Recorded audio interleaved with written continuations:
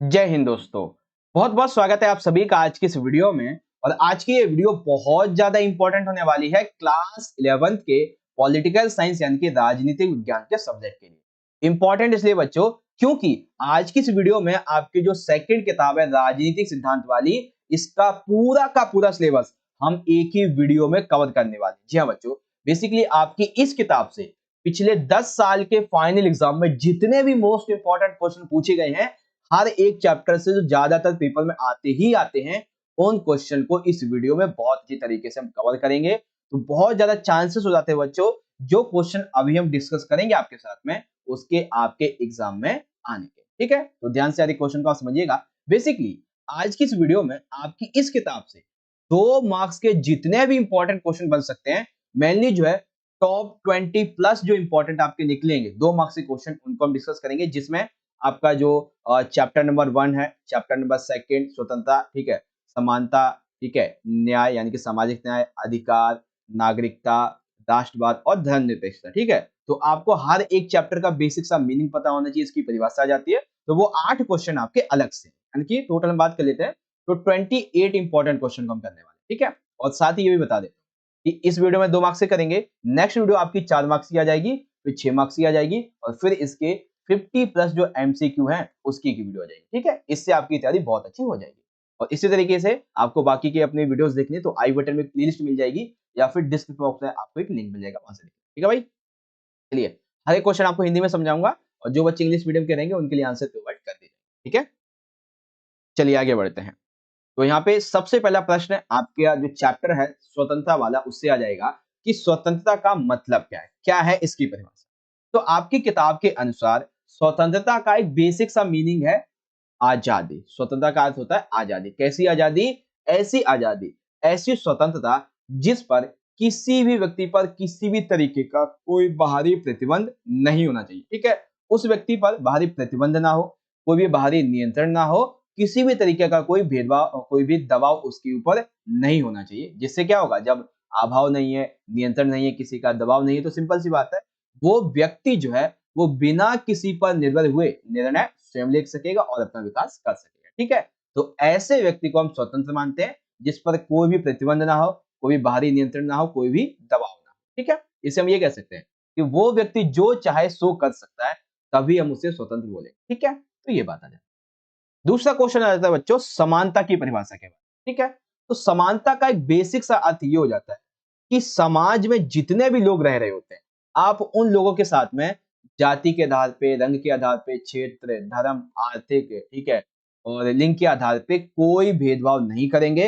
और साथ ही समाज में जब भी कोई अवसर निकलेगा, तो समाज के सभी वर्गों को समान अवसर प्राप्त करवाए जाएंगे। ठीक है, इसीलिए समानता ये कहती है, यानी कि समानता दावा करती है कि जितने भी व्यक्ति वो मनुष्य होने के नाते एक समान महत्व और सम्मान के अधिकार। ठीक है भाई, तो ये बात आ जाती है समानता के बारे में, सिंपल सा पॉइंट। ठीक है, अब ज्यादा से ज्यादा इस वीडियो को अपने दोस्तों के साथ जरूर शेयर कीजिए। ठीक है, अब इसी क्वेश्चन को इंग्लिश मीडियम के बच्चे देख लेंगे। What is definition of freedom, and second what is definition of equality. तो आपके जो पार्ट्स हैं वो यहाँ पे आ जाते हैं, और पढ़ लीजिए इजीली। ओके, नाउ अब बात करते हैं हमारा जो चैप्टर 4 है न्याय वाला, कि न्याय का क्या अर्थ है। तो भाई देखो, न्याय के बारे में ना आपके यहाँ पे 2 क्वेश्चन बन जाते हैं कि न्याय का मतलब क्या है और सामाजिक न्याय क्या है। ठीक है, तो देखो न्याय का सिंपल सा मतलब है, एक तरीके से हम ये कह सकते हैं कि हमारा जो सार्वजनिक जीवन, हम समाज में जो रहते हैं डेली बेसिस का हमारा जो जीवन है, उस संबंध में न्याय जो है वो एक तरीके से हमारे जीवन के कुछ नियम होते हैं। ठीक है, जिसके द्वारा समाज में जो भी कर्तव्य होते हैं, लाभ होते हैं, उसका बंटवारा किया। न्याय का बेसिक अर्थ ये होता है, न्याय एक अंग्रेजी भाषा का शब्द जिसका नाम है जस्टिस, इससे निकला है। ठीक है, जस्टिस जो है बेसिकली लैटिन भाषा का एक शब्द है, जिसका जो JUS यानी कि जूस से बना है, जिसका अर्थ होता है बंधन या फिर बांधना। तो एक तरीके से हम ये कह सकते हैं कि न्याय जो है वो उस व्यवस्था का नाम है जिसके द्वारा एक मनुष्य दूसरे मनुष्य से जुड़ा होता है। तो अगर आपको ज्यादा याद नहीं रखना है, तो आप बस इतना याद रखो कि न्याय का संबंध हमारे जीवन से जुड़े हुए कुछ नियमों से है, जिसके द्वारा लाभ कर्तव्यों का बंटवारा होता है। ठीक है, एक तरीके से हम ये कह सकते हैं कि न्याय उस व्यवस्था का नाम है जिसके द्वारा मनुष्य एक दूसरे से जुड़ा होता है, सिंपल सा। ठीक है, फिर आपसे पूछा जा सकता है सामाजिक न्याय के बारे में। तो किसी भी मनुष्य के साथ में किसी भी प्रकार का कोई भेदभाव नहीं होना चाहिए, सभी को अपने विकास के लिए अवसर समान मिलने चाहिए, कानून के समक्ष सभी समान हो, वंचित वर्गों को कुछ विशेष सुविधाएं दी जाएं, तब हम कहेंगे कि हाँ भाई वहां समाज में न्याय है, क्योंकि सभी लोग अपना विकास कर रहे हैं, चाहे वो वंचित तबके के लोग हो, ठीक है, चाहे वो बेसिकली गरीब हो, सभी अपना विकास कर पा रहे हैं, ठीक है। तो ऐसी जगह पे हम बोलते हैं कि हाँ भाई यहाँ पे सामाजिक न्याय स्थापित है, ठीक। चलिए, अब जो बच्चे इंग्लिश मीडियम के वो यहाँ से देख लेंगे, what is the meaning of justice. Justice का मीनिंग क्या है आप यहाँ से देख लेंगे, सोशल जस्टिस का क्या मीनिंग है यहाँ से, ठीक है। अगला आ जाता है क्वेश्चन नंबर 5, अधिकार क्या है, अधिकारों की उत्पत्ति कैसे हुई, ठीक है। तो दो क्वेश्चन है बेसिकली। अधिकार का एक बेसिक सा मीनिंग हम ये कह सकते हैं कि किसी व्यक्ति के द्वारा स्वतंत्रता पूर्वक, यानी कि बिना किसी के अभाव, बिना किसी दबाव के, ठीक है, बिना किसी प्रतिबंध के, जब वो अपना कार्य कर सकता है, ठीक है ना। तो वो बेसिकली क्या होते हैं, इसकी मांग होती है, जो आगे चल के समाज में मान लेता है, राज्य में मान लेता है। देखो सिंपल सी है कि जब किसी व्यक्ति के द्वारा, किसी एक सामाजिक समूह के द्वारा अपने कार्य को स्वतंत्रता पूर्वक करने के लिए जब मांग उठाई जाती है, और मांग जो है वो ऐसी होती है जिससे कि समाज का कल्याण हो रहा हो, तब राज्य जो वो ये देखता है कि भाई ये एक जो मांग है, जैसे मान लेते हैं कि आपने एक मांग उठाई है कि हम पार्क में जाकर ना आराम से बैठ सकते हैं, ठीक है, आपने ये मांग उठाई, वैसे तो है ही, लेकिन सपोज कीजिए जब ये नहीं था, तो मांग तो उठाई होगी ना पार्क बनाने की, सार्वजनिक जगह की, और यहाँ पे कोई नशा वशा ना करे, तो ऐसी। तो ये क्या थी, एक मांग थी कि कोई भी नशेड़ी वगैरह जो है ना वो पार्क में ना आए, ठीक है। तो समाज ने देखा यार ये तो सही बात है, तो इसीलिए ये जो थी वो राज्य ने भी मान लिया कि भाई कोई भी नशेड़ी बंदा पार्क में नहीं जाएगा, ठीक है। तब ये अधिकार बन जाता है, तो हर एक व्यक्ति का ये अधिकार बन जाता है कि जब वो पार्क में जाएगा तो उसे नशेड़ियों से सुरक्षा मिलेगी, ठीक है। तो ये बात आ जाती है। इसी तरीके से जैसे रोड ट्रैफिक की बात आ जाती है ना, रेड लाइट वाली, तो वो भी इसी में आ जाती है। अब बारी ये आती है कि इनकी उत्पत्ति कैसे हुई, ठीक है। तो पहले उत्पत्ति हुई थी बच्चों प्राचीन युग में। प्राचीन युग में बेसिकली प्राकृतिक अधिकार हुआ करते थे, ऐसे अधिकार जो कि हमें या तो प्रकृति ने दिए हैं, यानी कि ईश्वर ने, या फिर हमें जन्म से प्राप्त होते हैं। तो बच्चों आपसे एमसीक्यू में पूछा जा सकता है कि प्राचीन युग में कैसे अधिकार थे, प्राकृतिक अधिकार। प्राकृतिक अधिकार कैसे होते हैं, जो प्रकृति ने दिए होते हैं, ईश्वर ने दिए होते हैं, या फिर जो जन्म से प्राप्त होते हैं, ठीक है। इसमें जीवन का अधिकार आ जाता है, स्वतंत्रता का अधिकार आ जाता है, संपत्ति का। तो एमसीक्यू में पूछा जा सकता है कि प्राकृतिक अधिकार में कौन से अधिकार शामिल होते हैं, तो जीवन जीने का अधिकार, स्वतंत्रता का अधिकार और संपत्ति का अधिकार, ये शामिल होता है, ठीक है। फिर आधुनिक युग में कौन से अधिकार है, तो आधुनिक युग में ये जो प्राकृतिक अधिकार है ये स्वीकार नहीं है, बल्कि मानवाधिकार जो है ये ज्यादा महत्वपूर्ण माने जाते हैं, ठीक है। तो ये बातें आ जाती है। अब अगला आ जाता है राष्ट्रवाद के बारे में। नागरिकता आपको आगे बताऊंगा। राष्ट्रवाद क्या है संक्षेप में बताइए। तो बेसिकली अगर हम किसी आम व्यक्ति से पूछे तो वो राष्ट्रवाद को क्या बोलता है, वो राष्ट्रवाद को बोलता है कि हमारा जो राष्ट्रीय ध्वज है हम उसका सम्मान करते हैं, और राष्ट्रीय गान जो है जब वो कहीं बजता है तो हम खड़े होकर राष्ट्रीय गान गाते हैं, ठीक है। देशभक्ति, देश के लिए बलिदान जैसी बातें सुनाना, बातें कहना, ये राष्ट्रवाद है। और जिन्होंने बेसिकली अपने राष्ट्र के लिए बहुत जानें दी हैं उनको याद करना, उनकी श्रद्धांजलि या फिर जन्म तिथि मनाना, इसको भी राष्ट्रवाद हम कह सकते हैं, ठीक है। लेकिन एक तरीके से राष्ट्रवाद का मतलब ये होता है कि जब एक बड़े भौगोलिक क्षेत्र में ये लोग जो रहते हैं उनके बीच में आपसी में एक अपनेपन की भावना होना, जैसे कि भारत में सभी लोग रहते हैं, तो उनमें जब तक अपनेपन की भावना नहीं होगी, क्या भारत एक राष्ट्र बन पाएगा, नहीं बन पाएगा। तो वही बात है बेसिकली, ये एक राजनीतिक सिद्धांत है जिसका अर्थ होता है किसी के अधीन नहीं बल्कि स्वशासित। राष्ट्रवाद का एक मतलब ये भी होता है कि राष्ट्रवाद यहाँ पे ये दर्शाता है कि वो कंट्री स्वयं अपनी सरकार को चलाती है, उस पर किसी दूसरे का हक नहीं है, वो पूरी तरीके से आजाद है, ठीक है। अधिकार और राष्ट्रवाद समझ में आ गया। अब जो बच्चे इंग्लिश मीडियम के यहाँ से देख लेंगे कि what is right and how did rights originate. तो राइट्स क्या होते हैं, ओरिजिनेट कैसे होते हैं राइट्स के इन ancient times and in the modern era, and nationalism क्या होती है वो बात यहाँ पे देखते हैं, ठीक है। अब बारी आती है बच्चों धर्मनिरपेक्षता के बारे में। तो देखो धर्मनिरपेक्षता क्या है, ये क्वेश्चन तो आप सभी को जहां तक है मुझे लगता है कि पता हो। धर्मनिरपेक्षता तो बेसिकली देखो, सभी नागरिकों को बिना किसी भेदभाव के सभी धर्मों को अपना धर्म मानने व प्रचार करने की स्वतंत्रता होना, अर्थात जब राज्य धर्म को लेकर कोई भेदभाव ना करे। यानी कि देखो हमारे समाज में तकरीबन 5 से 10 से 15 से 20 से 50 धर्म रहते हैं, ठीक है। तो ऐसे में हर एक व्यक्ति चाहे किसी भी धर्म को अपना सकता है, उसका पालन कर सकता है, उसका प्रचार कर सकता है। जैसे आपने हिंदू धर्म अपनाया, जैसे आपने मुस्लिम धर्म अपनाया, जैसे आपने ईसाई धर्म अपनाया, तो ऐसे में आप उसको अपना सकते हैं, प्रचार प्रसार कर सकते हैं, ठीक है। और राज्य जो है वो धर्म को लेकर कोई भेदभाव नहीं करेगा।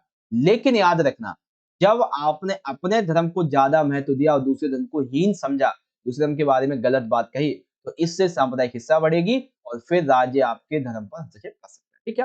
हमारे संविधान ने ये कहा है कि भाई जब धर्म में वर्चस्ववाद बढ़ने लगेगा, तो ऐसे में धर्म के अंदर वर्चस्ववाद को रोकने के लिए राज्य जो है वो हस्तक्षेप कर सकता है, ठीक है ना। ये बातें आ जाती है, तो इसको बोलते हैं धर्म निरपेक्षता। धर्म निरपेक्षता का क्या मतलब है?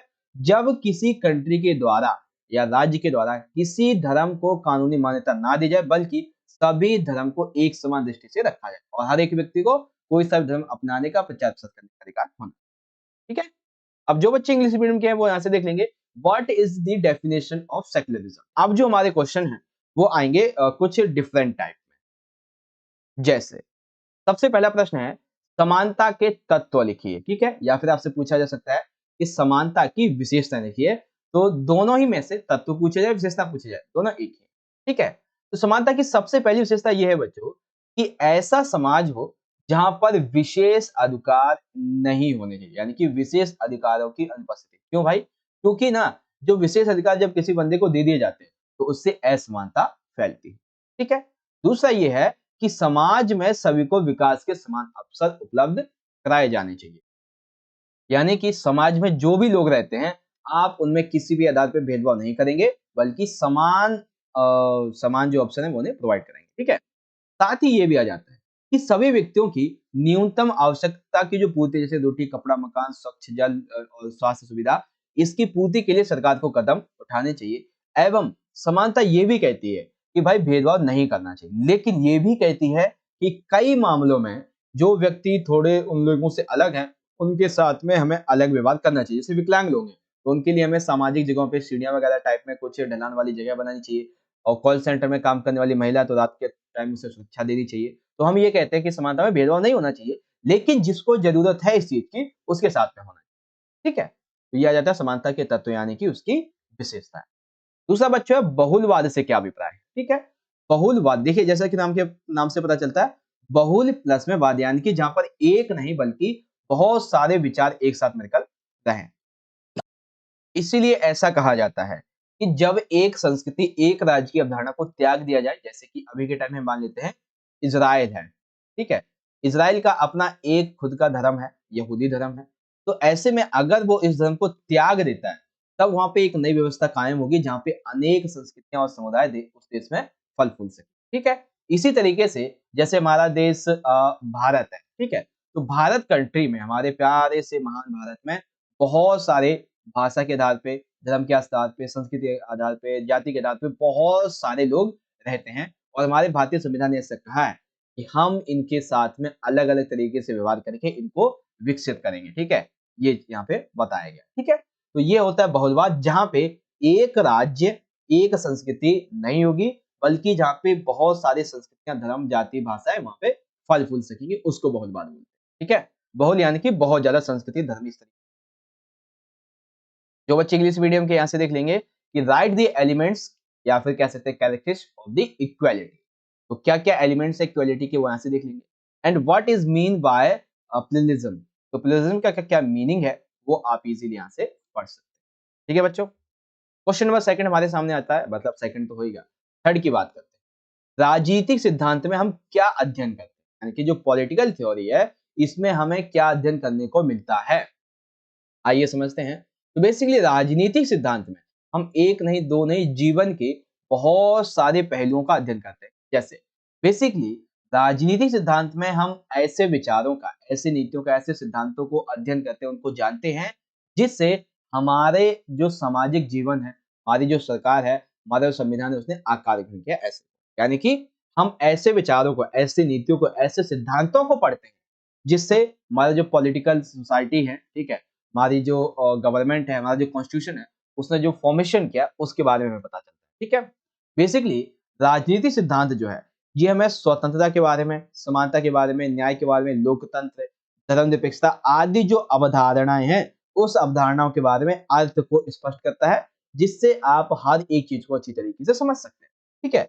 साथ ही राजनीतिक सिद्धांत कानून के राज, अधिकारों के बंटवारे और न्यायिक पुनरावलोकन जैसी जो नीतियां होती हैं उनकी जांच भी करता है, ठीक है ना। इनकी कानून व्यवस्था अच्छे से चल रही है या नहीं चल रही है, अधिकार का बंटवारा अच्छे से हो रहा है या नहीं हो रहा है, तो ये हमें राजनीतिक सिद्धांत के द्वारा देखने को मिल जाता है, ठीक है।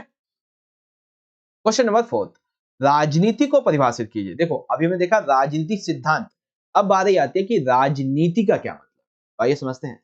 बेसिकली देखो, राजनीति जो शब्द है इसकी उत्पत्ति हुई है एक ग्रीक शब्द जिसका नाम होता है पोलिस, ठीक है। तो राजनीति शब्द की उत्पत्ति किससे हुई है? ग्रीक शब्द पोलिस से हुई है, जिसका अर्थ क्या होता है? पोलिस का अर्थ होता है नगर यानी कि राज्य। एक तरीके से हम ये कह सकते हैं कि राजनीति शब्द का जो ग्रीक शब्द है पोलिस, उसका मतलब होता है नगर यानी कि राज्य। और कुछ लोग जो है वो राजनीति को ना, जो लोग राजनीति में शासन करते थे, प्रधानमंत्री, मुख्यमंत्री, राष्ट्रपति, ये सभी जो है वो राजनीति को ना शासन करने की एक कला मानते हैं। क्या मानते हैं? शासन करने की कला मानते हैं। साथ ही वो ये भी कहते हैं कि हमारी सरकार क्या कर रही है, ठीक है, और जो भी संकट आता है उसके कैसे सामना कर रही है, ठीक है, कैसे लोग आम जनता के प्रति वो उत्तरदायित्व बना अपना निभा रही है या नहीं निभा रही है। तो ये सभी हमें राजनीति से पता चलता है, इसीलिए राजनीति इंपॉर्टेंस है, ठीक है। राजनीति जो है ये सरकार के क्रियाकलापों पर नजर रखती है, यानी कि सरकार के जितने भी क्रियाकलाप होते हैं, वो जो भी कार्य करते हैं उसके बारे में जनता को पता चलता है, किसके द्वारा? राजनीति के ही द्वारा, ठीक है। तो ये सारी बातें आ जाती हैं और आप ऐसे समझ सकते हैं सारी चीजों को। राजनीति सिद्धांत में हम क्या अध्ययन करते हैं और इसका मीनिंग क्या होता है। अब जो बच्चे इंग्लिश मीडियम के हैं वो यहाँ से देख लेंगे, what do we study in political theory. Political theory में हम क्या क्या स्टडी करते हैं वो देख लेंगे।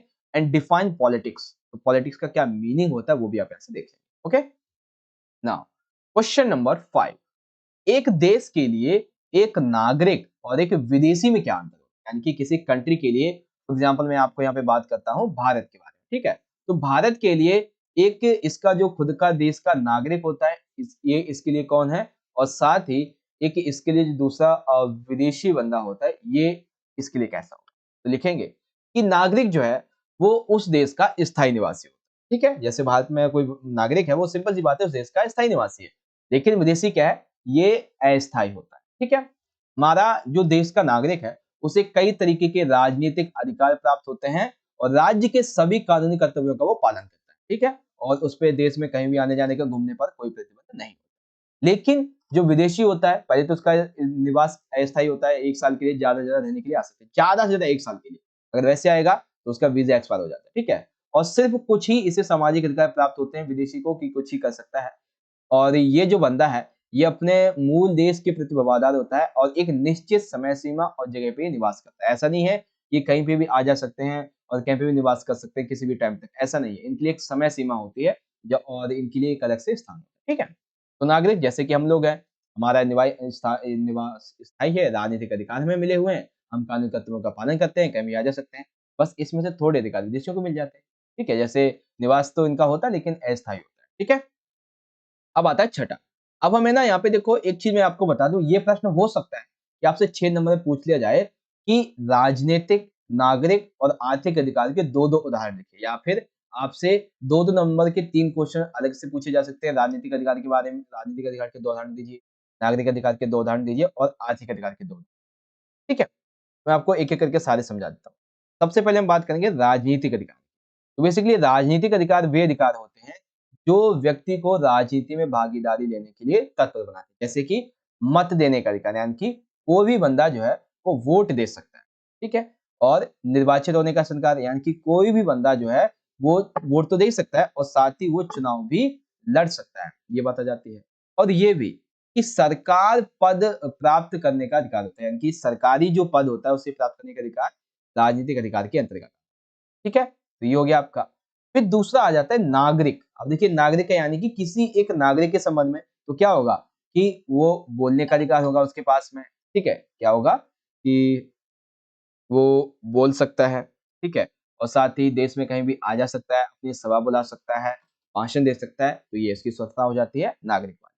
तीसरी है आर्थिक वाली अधिकार। आर्थिक अधिकार क्या होते हैं? बेसिकली इसमें वो अपना काम करने का अधिकार होता है, संपत्ति खरीदने का अधिकार होता है, उसे अपना व्यापार कर सकता है, व्यापार का प्रचार प्रसार कर सकता है, ठीक है। जो भी उसका व्यापार होता है, ठीक है, छोटे-छोटे ठेले से लेके और करोड़ों की आमदनी वाली कंपनी तक कोई भी हो सकता है, ठीक है ना? तो ये सारी चीज़ में आ जाती है। तो राजनीतिक, ओके, नागरिक और आर्थिक अधिकार में ये डिफरेंसेस हैं, मतलब कि ये इसके एग्जाम्पल्स हैं।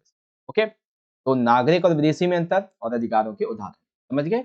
अब जो बच्चे इंग्लिश मीडियम के यहाँ से देख लेंगे कि what can be difference between a citizen and a foreigner for a country. तो सिटीजन का क्या मीनिंग है, फॉरेनर का क्या मीनिंग है, एंड जो पॉलिटिकल राइट्स होते हैं इसका क्या मीनिंग है, सिविल राइट्स का क्या मीनिंग है, ठीक है, इकोनॉमिक राइट्स का क्या मीनिंग है, वो आप यहाँ से देखें। ठीक है बच्चों, कंप्लीटली आपको समझ में आ गया अच्छे तरीके से। आगे बढ़ते हैं। अब जो है वो आता है हमारा क्वेश्चन नंबर 7। ये प्रश्न थोड़ा सा बड़ा था, ठीक है, और ये प्रश्न जो है ना मैं आपको ये बता रहा हूँ कि इसमें से 2 मार्क्स के आपके 2 क्वेश्चन आपसे पूछे जाएंगे, याद रखना इस बार, ठीक है। चलिए देखते हैं क्वेश्चन क्या है कि स्वतंत्रता के आदर्श के रूप में नेल्सन मंडेला की आत्मकथा और आंग सैन सू की कहानी का वर्णन कीजिए। ठीक है, तो नेल्सन मंडेला की आत्मकथा और आंग सैन सू की कहानी अलग से आपसे 4-4 नंबर में भी 2-2 4-4 मार्क्स से 2 क्वेश्चन बन जाएंगे और 2 मार्क्स से भी आपसे 2 क्वेश्चन पूछ सकते हैं। ठीक है, हो सकता है तो 6 नंबर में भी आ जाए। आइए समझते हैं। तो स्वतंत्रता के आदर्श के रूप में नेल्सन मंडेला की आत्मकथा का नाम है long walk to freedom. Hindi में कहें तो स्वतंत्रता के लिए लंबी यात्रा। ओके, अब ये जो इनकी किताब है, इस किताब में बेसिकली दक्षिण अफ्रीका में जो रंगभेद फैला था, यानी कि जो नस्लभेद फैला था, उसके बारे में जो संघर्ष किया गया वो हमें देखने को मिला। ठीक है, इसमें गोरे जो लोग थे, जो इन पे दक्षिणी अफ्रीकी काले लोगों पे जो बेसिकली शासन कर रहे थे, उनकी नीतियों के बारे में इसमें दर्शाया गया है, इसमें बताया गया है कि कैसे वो नीतियाँ थी और कैसे लोगों ने उनका विरोध किया था इसके बारे में।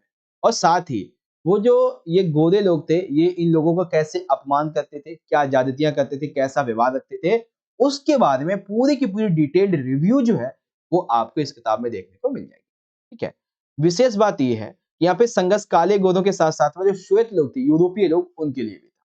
ठीक है, अब अगर आपसे ये पूछा जाए कि दक्षिण अफ्रीका में रंगभेद की नीति को खत्म करने के लिए नेल्सन मंडेला का क्या योगदान था, तो क्या योगदान था वो आप यहाँ पे देख लेंगे कि दक्षिण अफ्रीका के सभी लोगों को आजादी दिलाने के लिए नेल्सन मंडेला अन्याय के खिलाफ के संघर्ष लड़े और साथ ही उन्हें इसी वजह से तकरीबन 28 साल जेल में गुजारने पड़े और उन्होंने स्वतंत्रता प्राप्त करने के लिए जेल का रास्ता चुना। उन्होंने अपना पसंदीदा खेल मुक्केबाजी, ठीक है, कपड़े अच्छे-अच्छे कपड़े पहनना, संगीत बेसिकली सुनना, ये सारे उन्होंने छोड़ दिए थे। किसके लिए? सिर्फ और सिर्फ दक्षिणी अफ्रीका में रंग-भेद की नीति को खत्म करने। ठीक है? तो ऐसे व्यक्ति के लिए भाई 1 लाइक तो बनता ही बनता है। ठीक है? तो स्वतंत्रता के आदर्श के रूप में नेल्सन मंडेला की कथा आपको समझ में आ गई। फिर दूसरी जो है वो आती है आंग सैन सू। ठीक है? तो आंग सैन सू की जो पुस्तक है उसका नाम है फ्रीडम फ्रॉम फियर, जिसे हम हिंदी में कहते हैं भय से मुक्ति। ठीक है?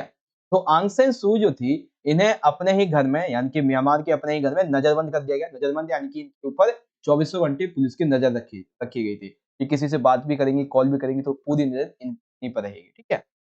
अब इनको नजर बंद करके एक ही घर में रखा गया। इवन इन्हें अपने बच्चों से अलग कर दिया गया। क्यों किया गया था ये तो बताया नहीं गया।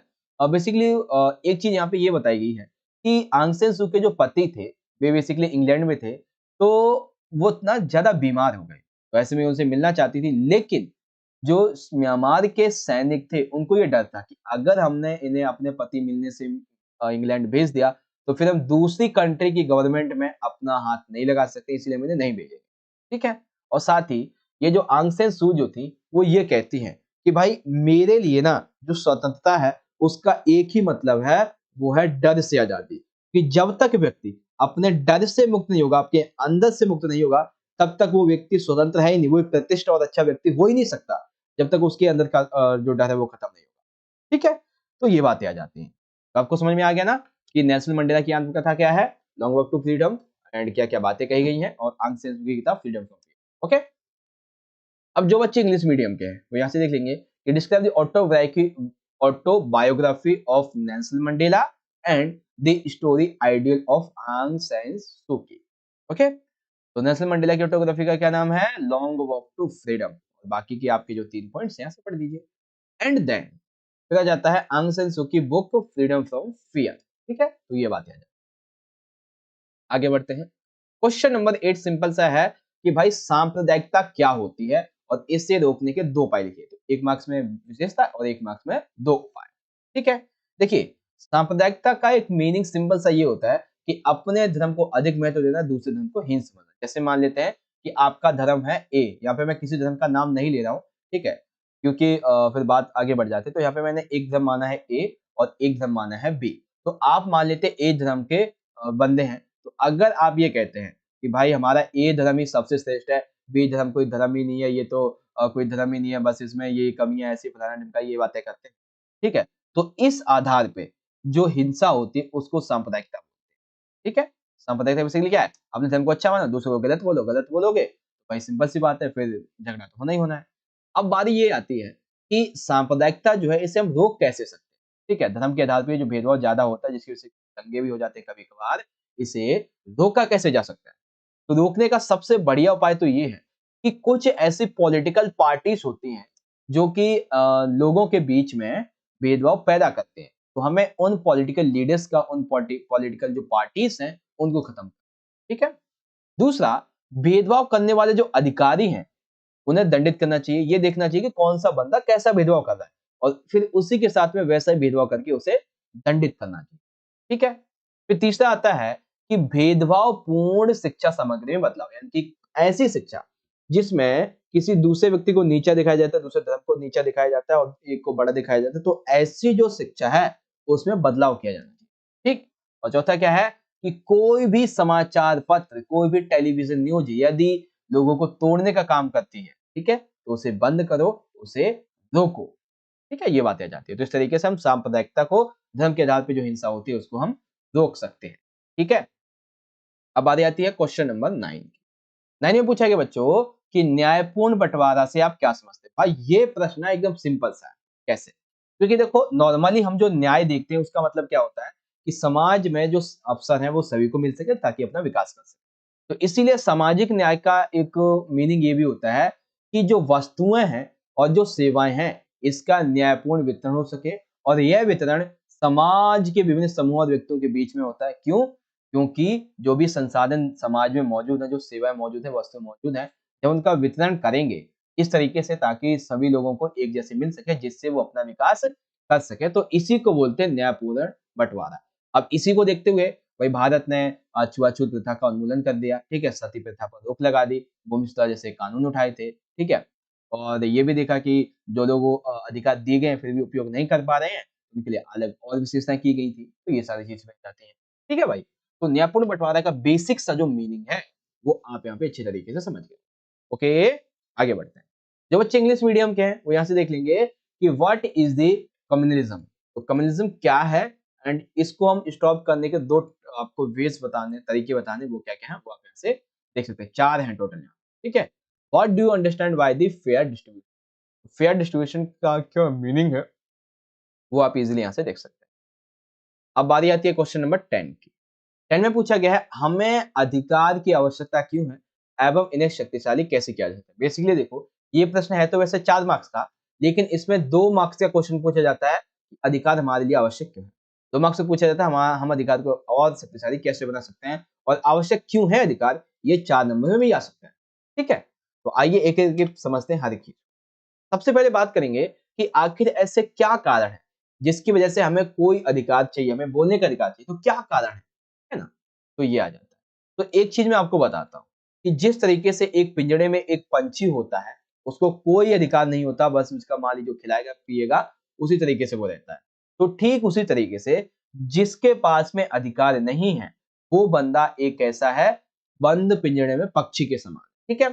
अब अधिकार की आवश्यकता किस लिए होती है? ताकि वो आजादी से अपने जीवन को जी सके। ओके, बेसिकली अधिकार जो है ये व्यक्ति की स्वतंत्रता और गरिमा को सुरक्षा बनाए रखने के लिए, ठीक है। लोकतांत्रिक सरकार को सुचारू रूप से चलाने के लिए हमें अधिकार की आवश्यकता होती है। साथ ही व्यक्ति जो है वो अपनी क्षमता का, अपनी प्रतिभा का, अपनी योग्यता का विकास कर सके और अपना भी विकास कर सके, इसके लिए उस बंदे को अधिकार की आवश्यकता होती है। साथ ही साथ व्यक्ति का संपूर्ण विकास के लिए अधिकार की आवश्यकता होती है, ठीक है भाई। तो इसे आप समझ गए अधिकार की आवश्यकता हमें निर्धारित कारणों से क्यों पड़ती है। अब बारी आती है कि चलो भाई हमें अधिकार तो मिल गए, अब ये बताओ कि अधिकार को आप शक्तिशाली कैसे बनाओ, ठीक है। तो बहुत तरीके हैं जिसमें से सबसे पहला ये है कि अगर हमने किसी भी कंट्री के बंदे को अधिकार दिए हैं तो वहां पर जो संविधान है वो लिखित होना चाहिए और साथ ही वहां की जो प्रेस है वो स्वतंत्र स्वतंत्र होनी चाहिए, साहसी होनी चाहिए, किसी भी गड़बड़ी को, किसी भी कमी को दिखाने वाली ऐसी प्रेस होनी चाहिए, स्वतंत्र रूप से कार्य करने वाली। ठीक है, तो संविधान लिखित हो, ठीक है, स्वतंत्र और शासी प्रेस होनी चाहिए। दूसरा कि कई बार ये भी होता है कि जो लोग होते हैं उन्हें अपने अधिकारों के बारे में पता हो ही नहीं सकता है।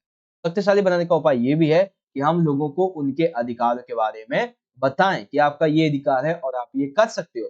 हो सकता है कि उससे पहले उसका हनन ना होता आया हो और उसे पता ही ना हो, जब पता चलेगा तो इसको खत्म भी कर सकता है। तो ये बातें आ जाती हैं, ठीक है। तो तीसरा क्या है कि स्वतंत्र न्यायपालिका अधिकारों के सुरक्षित बने। जो भी हमारी सुप्रीम कोर्ट होती है या फिर हाई कोर्ट होती है, ये दोनों ही कोर्ट हमारे अधिकारों का संरक्षक बने, ऐसा कहा जाए, ठीक है। संघात्मक सरकार और शक्तियों का विभाजन हो, ये भी इसमें बताया गया है। और सबसे आखिरी है कि राज्यों का नागरिकों के आंतरिक मामलों में कोई हस्तक्षेप नहीं होना चाहिए। यानी कि अगर हमें अधिकार को मजबूत बनाना है तो जब तक बहुत ज्यादा जरूरी ना हो, कोई भी राज्य, कोई भी सरकार जो किसी नागरिक के मामले में जो है वो टांग ना अड़ाए, ठीक है ना। तो इसको हम बोलते हैं अधिकार को शक्तिशाली बनाने के उपाय।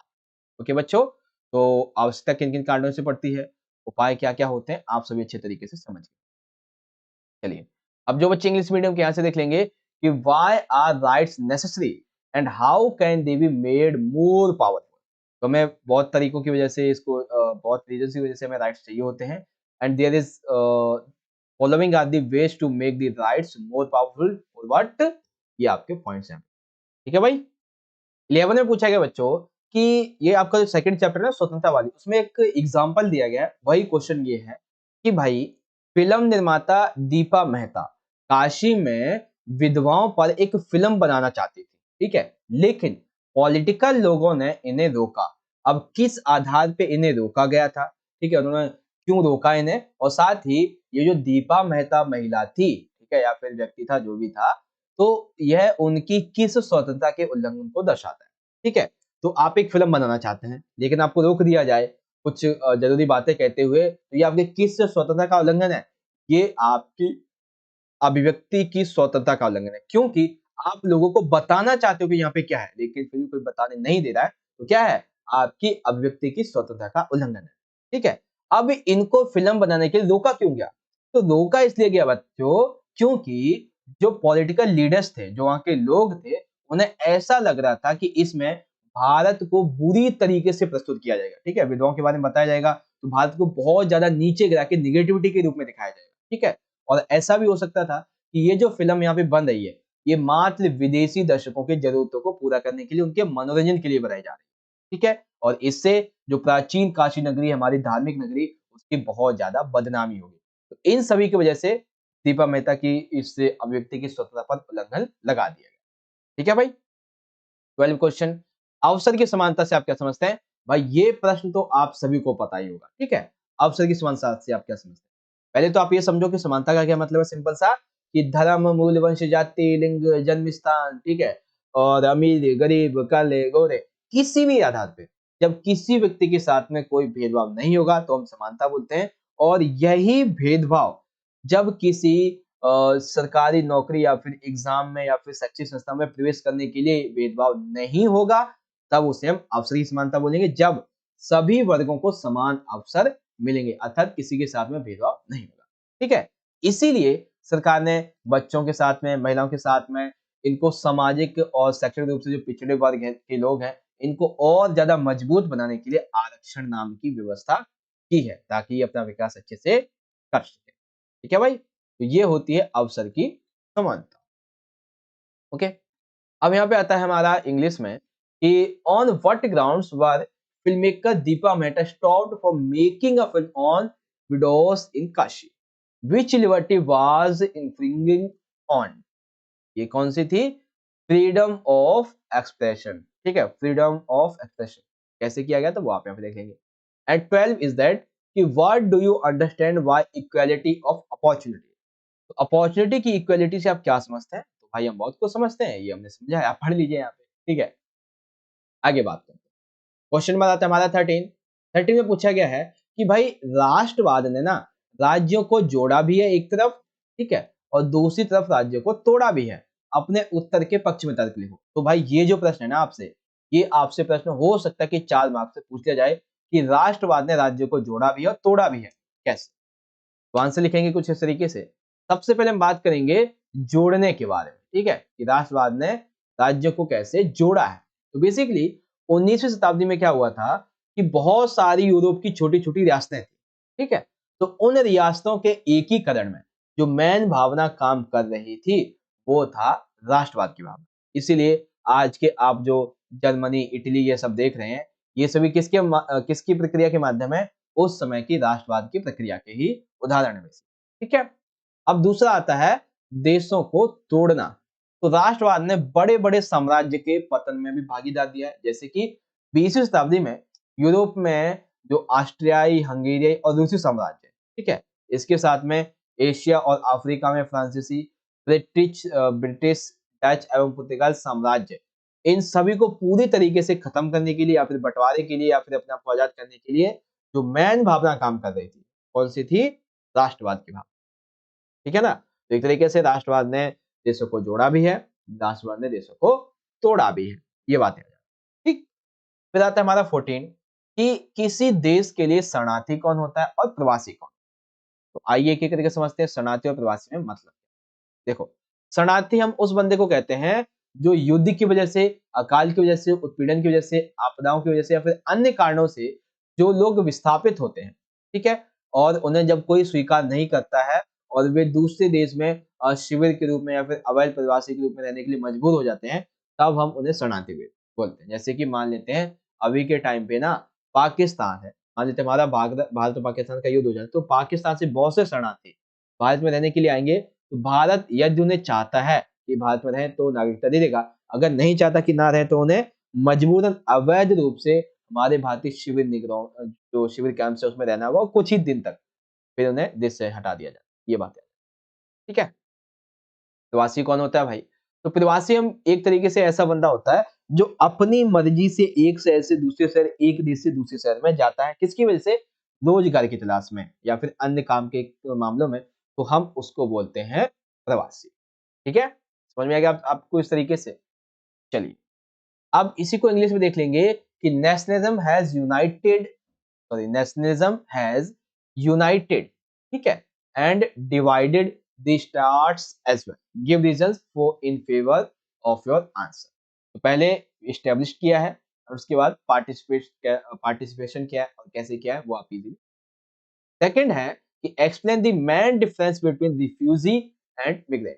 तो रिफ्यूजीज क्या होते हैं एंड माइग्रेंट क्या होते हैं, ये आप यहां से समझ सकते हैं। ओके बच्चों,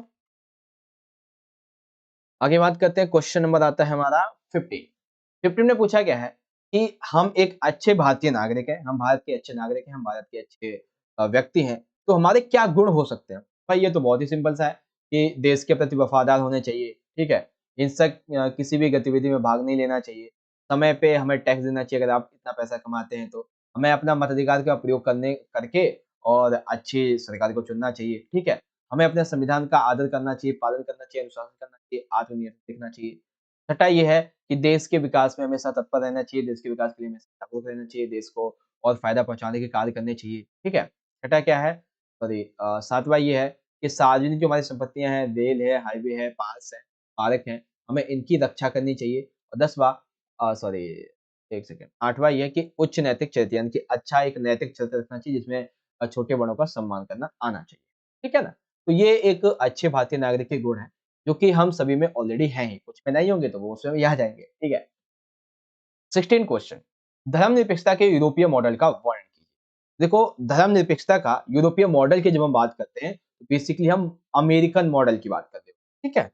तो देखो, इसमें हम ये लिखते हैं कि इसमें ये कहा जाता है कि एक तरफ धर्म और एक तरफ राज्य यानी कि जो सरकार है, धर्म और राज्य सत्ता यानी कि सरकार, ये कभी भी एक दूसरे के मामले में हस्तक्षेप नहीं करेंगे। ना ही तो राज्य धर्म के मामले में, ना ही तो धर्म राज्य के मामले में।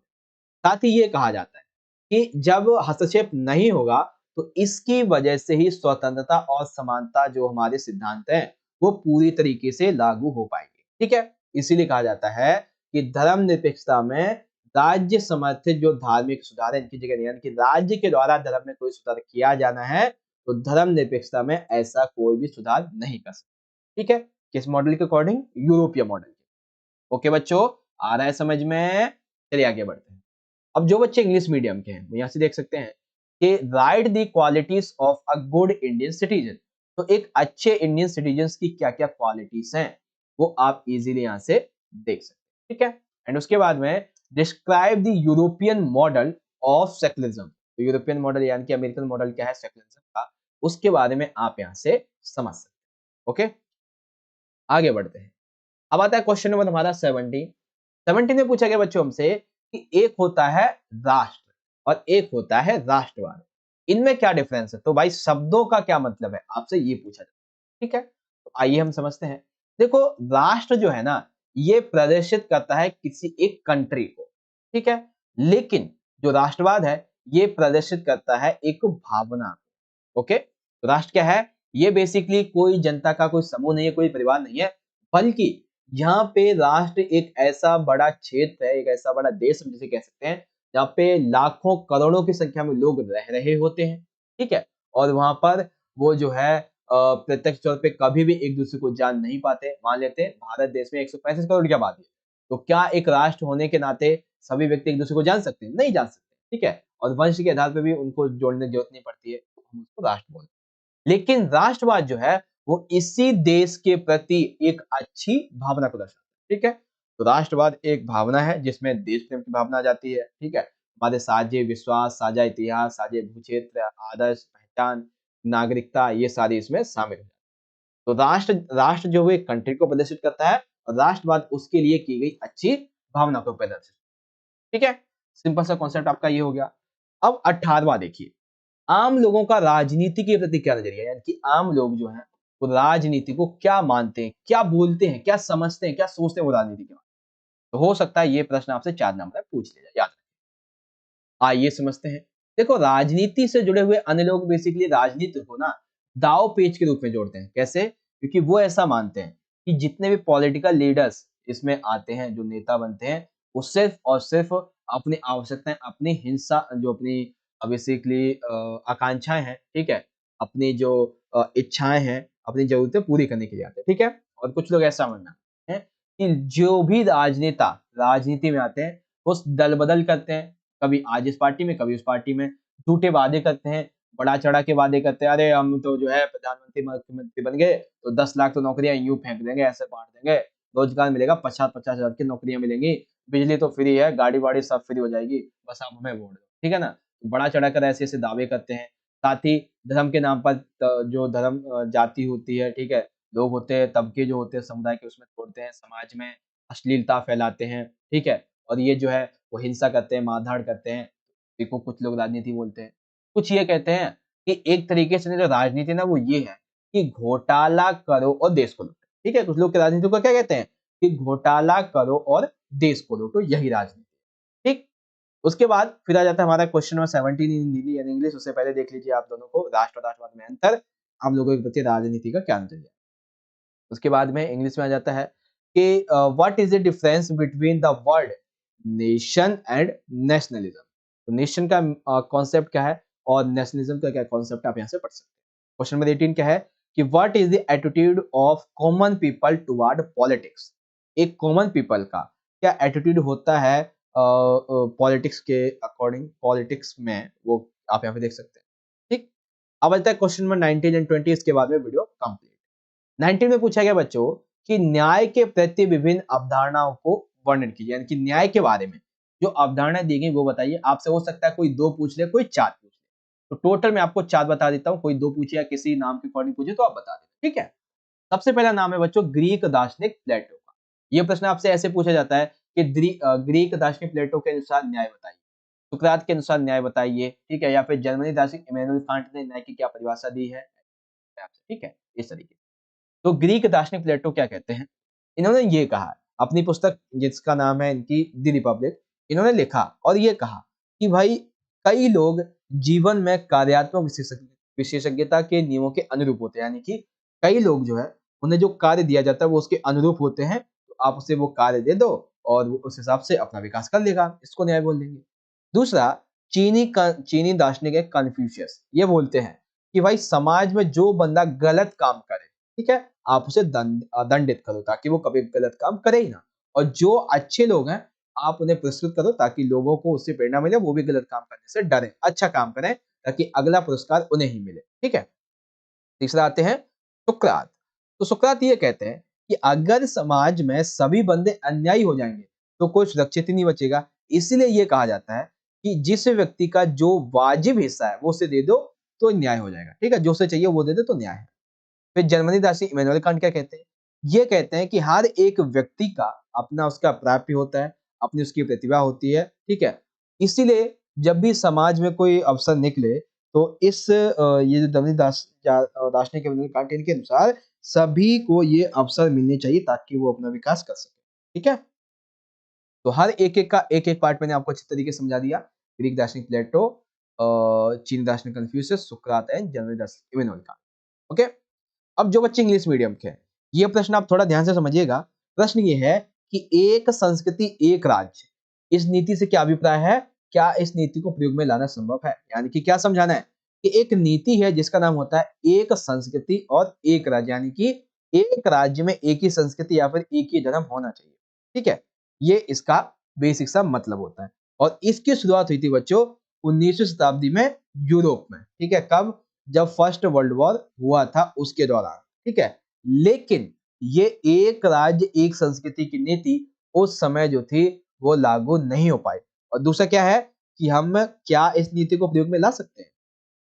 तो हम कहेंगे जी बिल्कुल नहीं ला सकते। कैसे नहीं ला सकते? क्योंकि आज के टाइम पे अगर हम कहीं पे एक संस्कृति एक राज्य बना देंगे तो ऐसे में ना जाने सैकड़ों हजारों देश बन जाएंगे, हजारों राज्य बन जाएंगे। तो इसीलिए ज्यादातर जो प्रक्रिया है वो कौन सी चलती है? बहुलवाद की, अर्थात जिसमें बहुत सारे धर्म एक ही राज्य में एक ही देश में रहकर फल फूल रहे होते हैं। ठीक है? तो हमने क्या देखा? एक राज्य एक संस्कृति नीति नहीं बन सकती है। क्यों नहीं बन सकती? क्योंकि ज्यादातर बहुलवाद चलता है। ठीक है ना? तो ये बातें यहाँ पे आ जाती हैं। अब इसी तरीके से आप जो बच्चे इंग्लिश मीडियम के वो यहाँ से देख लेंगे 18-19 क्वेश्चन। डिस्क्राइब एक सेकेंड क्वेश्चन नंबर 19 एंड 20। ठीक है। अच्छा, वहाँ पे जो क्वेश्चन नंबर है ना वो यहाँ पे शायद रॉन्ग हो गया है। ठीक है। क्वेश्चन नंबर बेसिकली 19-20 है ये आपका। ठीक है। Describe the different concept towards justice. तो सबसे पहला है Greek philosopher Plato, Chinese philosopher Confucius, philosopher Socrates, Germany philosopher Immanuel Kant. And 19 है कि what is mean by policy, one culture, one nation या फिर वन स्टेट। ठीक है। It is possible to implement this policy? Not. बाकी part आप ऐसे लिख ही सकते हैं। ठीक है। तो भाई इस तरीके से हमारा ये तो कंप्लीट हो जाता है। एक क्वेश्चन और बच जाता है। ठीक है, कि आधुनिक युग में अधिकारों के प्रकारों का वर्णन कीजिए। यह प्रश्न सिंपल सा है कि आधुनिक युग जो है वर्तमान में इसमें कितने अधिकार शामिल हैं। ठीक है। तो बेसिकली 3 तरीके के अधिकार शामिल होते हैं। एक होते हैं प्राकृतिक। अब आप सभी ने देखा कि प्राकृतिक अधिकार कैसे होते हैं? वे अधिकार जो हमें जन्म के समय मिले होते हैं। ठीक है, उनको हम प्राकृतिक अधिकार बोलते हैं। जैसे कि जीवन जीने का अधिकार, स्वतंत्रता और संपत्ति खरीदने का अधिकार, ये हमें जन्म के साथ मिले होते हैं, जो हमें ईश्वर ने दिए। ठीक है। दूसरा, नैतिक अधिकार। कैसे अधिकार? बेसिकली नैतिक अधिकार जो है वो एक व्यक्ति एक नागरिक की भावनाओं से जुड़े होते हैं। जैसे कि अपने माता पिता की सेवा करना, उनका सम्मान करना, अच्छा व्यवहार रखना, देश का सम्मान करना, सच्चा चरित्र, आदर का भाव रखना, ये होता है। तीसरा ये है कानूनी अधिकार। ये वे अधिकार होते हैं जो राज्य ने लागू किए होते हैं मान्यता को देते हुए, उनको कानूनी अधिकार बोलते हैं। ठीक है। तो 20 आपको समझ में आ गया, 21 हो गया वैसे तो। अब जो बच्चे इंग्लिश मीडियम के हैं वो यहाँ से देख लेंगे कि describe the types of authority in the modern era. तो राइट्स से basically type of rights in the modern era, natural, moral and legal authority rights, ये यहाँ पे आ जाए। ठीक है भाई, हो गया कंप्लीट आपका। तो इस तरीके से आज की जो हमारी वीडियो थी बच्चों, ठीक है, जिसमें हमने आपके 2-2 मार्क्स की अगर हम टोटली देख लें तो टॉप 28 इंपॉर्टेंट क्वेश्चन हमने कर लिए। ठीक है। और आई होप कि आप सभी को आज का ये वीडियो बहुत अच्छी तरीके से समझ में आया होगा। अगर आप सभी को वीडियो वाकई में अच्छा लगा है तो आपने करना क्या है, आपने जितना हो सके आप उतना वीडियो को लाइक करें। ठीक है। और अपने सभी दोस्तों के साथ इस वीडियो को ज्यादा से ज्यादा जरूर शेयर करें। और साथ ही आप सभी हमें कमेंट करके बताएं कि आपको वीडियो कैसा लगा। और एक चीज जो आपसे कहना चाहूंगा कि अभी रिसेंट में ही जो आपका पॉलिटिकल का फाइनल एग्जाम होगा उसके लिए प्रश्न बहुत इंपॉर्टेंट है। अभी आपकी 4 मार्क्स की एक वीडियो आ जाएगी, 6 मार्क्स की भी आ जाएगी और एमसीक्यू वाली वीडियो लाइव होगी रात को 9 बजे। ठीक है, तो आप उस लाइव में जरूर ज्वाइन करें। बाकी वीडियो को लाइक शेयर सब्सक्राइब कर देना। मिलेंगे नेक्स्ट वीडियो में, तब तक के लिए आप पढ़ते रहें और अपना ख्याल रखें। धन्यवाद। जय हिंद, वंदे मातरम।